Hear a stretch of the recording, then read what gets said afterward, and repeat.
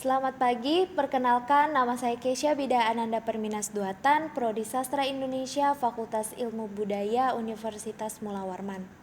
Pada kesempatan kali ini, saya akan membuat video praktik mengajar untuk anak sekolah menengah pertama kelas 7 dengan konsep pembelajaran melalui media Zoom. Berikut adalah penerapannya. Selamat pagi anak-anak sekalian, apa kabarnya hari ini? Wah, semuanya dalam keadaan baik-baik saja ya. Ibu harap kita semua tetap menjaga kesehatan kita di tengah situasi pandemi saat ini.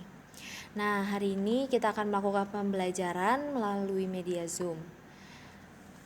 Silahkan semuanya menyalakan kamera kalian agar ibu bisa melihat wajah-wajah kalian. Nah, sebelum kelas dimulai, ibu akan mengabsen kalian terlebih dahulu. Nanti jika namanya ibu sebut, kalian bisa meng-unmute mic kalian dan bilang hadir. Baik, ibu akan menyampaikan penggambaran pembelajaran kita selama 1 semester ke depan, dan berikut adalah RPP-nya. Nah, hari ini kita akan belajar mengenai apa itu teks deskripsi. Kalian bisa membuka buku paket kalian pada halaman 6. Dan ibu akan menjelaskan mengenai apa itu teks deskripsi. Teks deskripsi merupakan teks yang menggambarkan atau memaparkan suatu objek secara jelas atau terperinci, sehingga pembacanya seolah-olah merasa apa yang ditulis atau dideskripsikan penulis ini menjadi nyata seperti itu. Nah, jadi isi dari teks deskripsi ini menggambarkan objek secara konkret. Apa sih tujuan dari teks deskripsi? Ialah menggambarkan objek dengan memerinci secara subjektif atau melukiskan kondisi objek dari sudut pandang penulis. Nah, dalam hal ini penulis sangat memegang peran penting karena harus menggambarkan objek sekonkret atau senyata mungkin sehingga pembaca yang membacanya seakan-akan melihat, mendengarkan, bahkan merasakan. Objek kajian yang dibicarakan pada teks deskripsi sendiri lebih bersifat khusus. Kemudian objek yang dideskripsikan bersifat pendapat personal. Jadi itulah gambaran atau pengertian dari teks deskripsi secara umum. Dapat kita lihat dalam buku paket ini ciri-ciri umum dari teks deskripsi. Nah, yang pertama yaitu berisikan penggambaran atau penjelasan suatu objek. Yang kedua, penggambaran atau penjelasan suatu objek ini menjadi topik yang dituliskan secara detail atau terperinci sehingga pembacanya mengerti secara jelas apa yang digambarkan di dalam teks tersebut.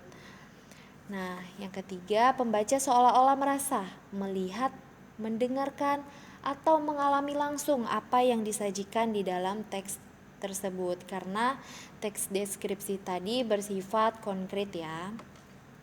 Yang keempat, menjelaskan objek berdasarkan warna, bentuk, ukuran, dan ciri-ciri fisik maupun psikis objek secara detail. Apa sih ciri teks deskripsi dari segi penggunaan bahasa? Yang pertama, teks deskripsi ini menggunakan kata-kata khusus untuk menggambarkan objek. Jadi penggambarannya dilakukan secara rinci. Nah, yang kedua, menggunakan kalimat yang rinci juga untuk menggambarkan suatu objek. Sehingga objek yang digambarkan tersebut jauh lebih jelas dibandingkan teks-teks pada umumnya. Yang ketiga, menggunakan kata sinonim dengan emosi yang kuat. Jadi penggambaran sinonim yang dihasilkan seolah-olah membuat teks deskripsi itu menjadi terlihat lebih kuat, memiliki emosi yang lebih nyata. Yang keempat, menggunakan majas untuk melukiskan secara konkret atau nyata. Yang kelima, teks deskripsi memunculkan kata ganti orang. Nah, jenis teks deskripsi. Kalau kita lihat, ditinjau dari bentuknya, teks deskripsi ini dibedakan menjadi 2 kategori. yaitu teks deskripsi yang berdiri sendiri sebagai suatu teks dan teks deskripsi yang menjadi bagian dari teks lain seperti ada novel, cerpen, lagu, iklan, dan lain-lain. Nah, kalau dilihat dari objeknya, teks deskripsi ini dibedakan menjadi 3, yaitu yang pertama ada teks deskripsi subjektif. Apa sih teks deskripsi subjektif ini? Yaitu teks deskripsi yang menggambarkan objeknya menurut kesan yang dimiliki oleh si penulis teks. Yang kedua ada teks deskripsi spasial, yaitu teks yang menggambarkan objek berupa tempat, benda, ruang, dan lainnya. Yang ketiga ada teks deskripsi objektif, yaitu teks yang menggambarkan objek apa adanya atau berdasarkan keadaan yang sebenarnya tanpa menambahkan opini dari si penulis. Nah, struktur teks deskripsi sendiri yang pertama itu mengidentifikasikan atau adanya pernyataan umum yang berisi suatu gambaran suatu objek. Nah, yang kedua deskripsi bagian yang berisi suatu gambaran lebih lanjut dari deskripsi umum yang secara jelas dan terperinci untuk memberikan efek emosional pada pembaca sehingga apa yang digambarkan dalam teks seolah-olah bisa dilihat, didengar maupun dirasakan sendiri oleh pembaca. Kemudian yang terakhir adalah penutup atau kesan. Bagaimana anak-anak, ada yang ingin ditanyakan dari penjelasan yang sudah Ibu paparkan barusan? Baik, kalau tidak ada, kita akan berdiskusi mengenai teks deskripsi yang telah Ibu bagikan kepada kalian. Dan kalian diminta untuk menentukan bagaimana sih variasi pola pengembangan dari teks deskripsi tersebut. Dan kalian memperbaiki penggunaan tanda baca atau ejaan yang ada dalam teks tersebut. Ibu beri waktu 10 menit, kemudian kita akan saling bertukar pikiran satu sama lain. Ya, kita telah selesai berdiskusi dan kita sudah mengetahui apa itu teks deskripsi.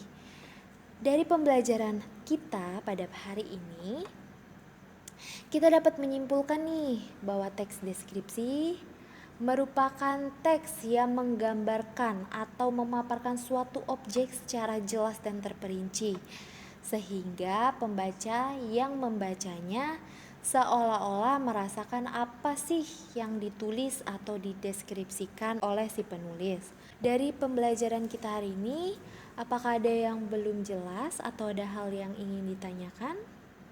Ibu, persilahkan.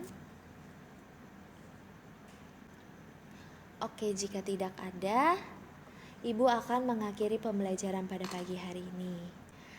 Nah, untuk tugas, ada tugas yang akan kalian kerjakan. Untuk tugasnya kalian bisa buka bukunya pada halaman 8. Kemudian minggu depan tugas ini akan dikumpul sebagai nilai tugas pertama kalian di semester ganjil ini. Dan kemudian setelah itu kita akan mendiskusikannya kembali bersama-sama sebagai agenda kita minggu depan. Oke, sekian pembelajaran kita pada pagi hari ini. Silakan nyalakan kameranya. Ibu akan mengambil gambar sebagai bukti kehadiran kalau kalian sudah mengikuti pembelajaran ini dari awal sampai akhir. Baik, tetap jaga kesehatan buat kita semua. Dan selamat pagi dan sampai jumpa minggu depan dalam pembelajaran kita yang selanjutnya.